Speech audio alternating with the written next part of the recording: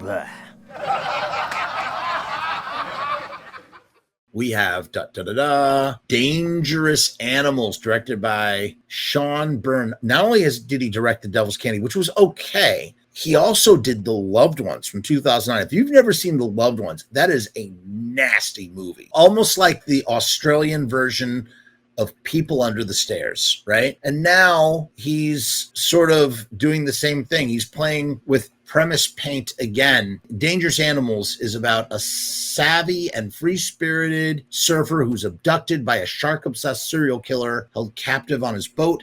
She must figure out how to escape before he carries out a ritualistic feeding to the sharks below. He's basically fishing with people. He puts people on a hook, essentially a quote-unquote hook in the form of a harness. He lowers them into chummed water. What is chum? It's like when you take entrails and blood and you put it into the water to get the sharks blood crazy, and then they'll eat anything, right? And so this dude likes to videotape people he videotapes himself feeding people to sharks. He's the nastiest, cruelest dude, played by this guy named Jai Courtney. And I got to tell you, I mean, if horror Oscars existed, Jai Courtney should deserve. He plays the most twisted serial killer who was mauled by a shark when he was young. And so he's been touched by sharks in a way where it's almost like he needs to sort of re-experience in a voyeuristic way what had happened to him.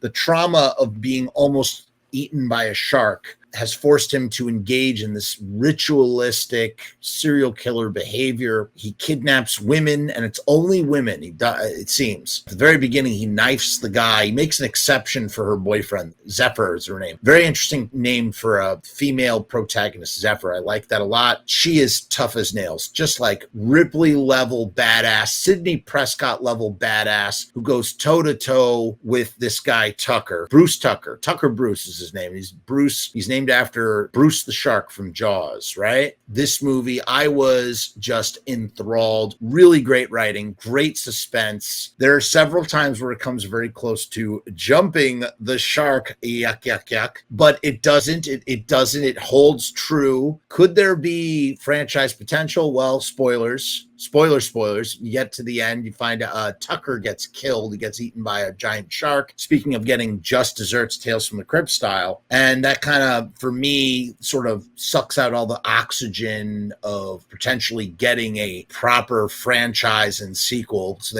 I'm sure they could figure out a way to keep it going. But man, a shame to kill him. He has this dance. He gets drunk and he does this dance sequence. Apparently, he actually got drunk to do the sequence where he's dancing in a sort of a silken kimono bathrobe and tighty whitey boxers. And he's like a blend of Dr. Frankenfooter from the Rocky Horror Picture Show and Buffalo Bill from Silence of the Lambs when he's doing this dance. And it's great, man. And the boat itself is a character. I would say the boat itself is more of a character than the sharks are. You know what I mean? Because the boat is like where everything happens. And of course, this one night stand that Zephyr, the surfer, has really cares about her and like tries to like find her and track her down and stuff. There's almost like a Misery, remember Misery, Kathy Bates, the Stephen King story, James Caan. There's like a Misery aspect to this as well, except he's not trying to get her to write a book. He's, dangling her over some sharks. The great thing that the screenplay does, it shows us what happens to an expendable character played by Heather, poor Heather, who's just like this really sweet girl who gets eaten by sharks. That just sort of sets the stakes for the rest of the time that we're watching the movie, because we know what's going to happen if Tucker gets his way. You know what I mean? These people are going to be fed to sharks. There's a few moments where maybe there's a suspension of disbelief, but like I said, it never actually jumps the shark. This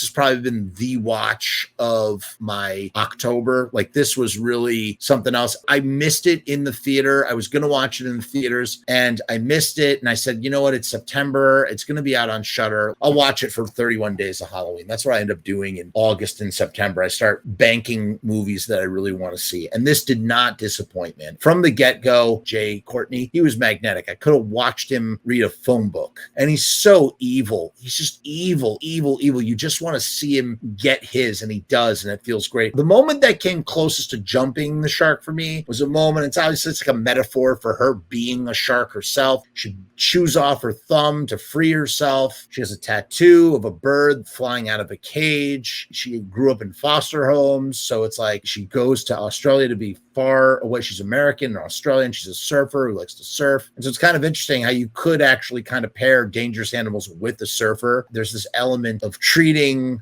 foreigners like they're kooks, doing that whole thing. Trying to think what else happened. The body count is not that high. I think 4 people die. It's quite low. But again, this movie doesn't bank on gore. It's more about the consequences of not escaping that are hanging over your head. That's what makes this movie so effective, because you're sitting there and you're going, oh my God, if she does not escape, then that's going to be her and she's going to be in deep shit. And that's what makes it so intense. High stakes in your plotting, whatever you want to call it. Another great thing about Dangerous Animals, man, what a soundtrack. Wow. They really grip you with the soundtrack. Just a lot of great needle drops. That's something to be said. A testament to a really good director is their use of needle drops, man.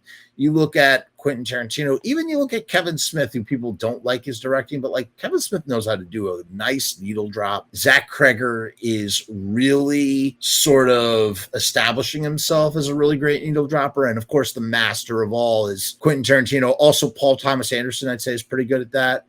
Needle drops are important, but you have to have a music budget in order to have good needle drops. Dangerous Animals spends good money on music, I felt. So you just get these wonderful needle drops, particularly one that sort of ties into the theme of the movie, which is Creedence Clearwater Revival song, CCR.